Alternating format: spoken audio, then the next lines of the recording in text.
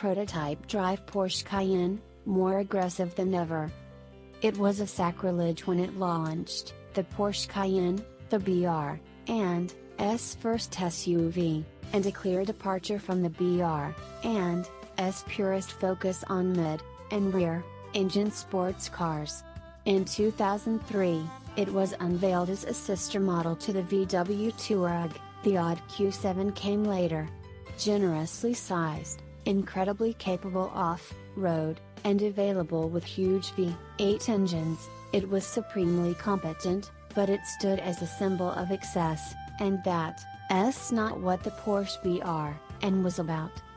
The skeptics have kept quiet, as the Cayenne immediately became a fantastic success for Porsche. The profits from this SUV helped to keep the BR and afloat and thriving.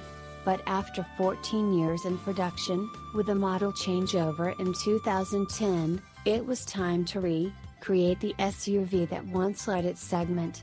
We drove a Cayenne Turbo last summer, and it was still impressively fast. But it had lost its edge over the competition. The third generation Cayenne, internally called E3, moves from its previous architecture to the Audi design MLB platform, and that means it's a lot lighter and more nimble. Moreover, it has access to a vast bin of components, telematics, infotainment, chassis, and powertrain systems. Porsche chose the shorter of two MLB versions. But that doesn't mean the new Cayenne is a clone of the Audi Q5, it's got very much its own character, as we found out when Porsche took us along for a late testing, a few months before it enters production. With a bit of camouflage, the next Cayenne doesn't look all that different from the current model.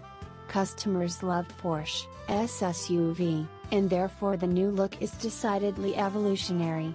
Once the camo is off, you will see aggressive headlights with 4 LED dots, and a horizontal light strip that stretches across the entire rear end of the car.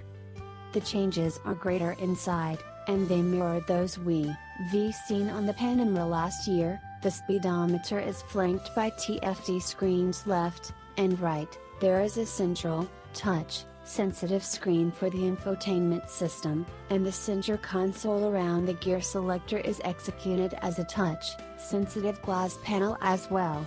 There are triangular grab H and lay on the center console, and in the doors, a typical Cayenne motif, and the overall look and feel is almost, but not quite, as luxurious as in the Panamera, and that, unfortunately, includes the inevitable chronometer sitting atop the dashboard, a flashback to the aesthetic preferences of the YE decking era. Time to find out what it drives like. Under the hood, there is a 340 horsepower single, turbo 3.0-liter V6 in the Cayenne, a 440 horsepower 2.9-liter twin, turbo V6 in the Cayenne S, and a 550 horsepower, twin, turbocharged 4.0-liter V8 in the Cayenne Turbo. Other models are certain to be added to the portfolio, a plug-in hybrid based on the 2.9-liter V6 will make around 460 horsepower, and the range topper, like in the Panamera, will likely be a hybridized V8 turbo with around 680 horsepower, and we expect to see two diesel engines, a 3.0-liter V6 with around 320 horsepower, and a 4.0-liter V8 with 422 horsepower. All engines send their power to all four wheels through a quick, shifting ZF, sourced 8 horsepower 8-speed torque, converter, type automatic. I love the sound and sheer power of the V8 biturbo, but the 6-cylinder models are similarly impressive. Their sound is more silky, but they are powerful enough to move the Cayenne with considerable authority, especially since it has shed well over 100 kilograms of weight, compared to the predecessor.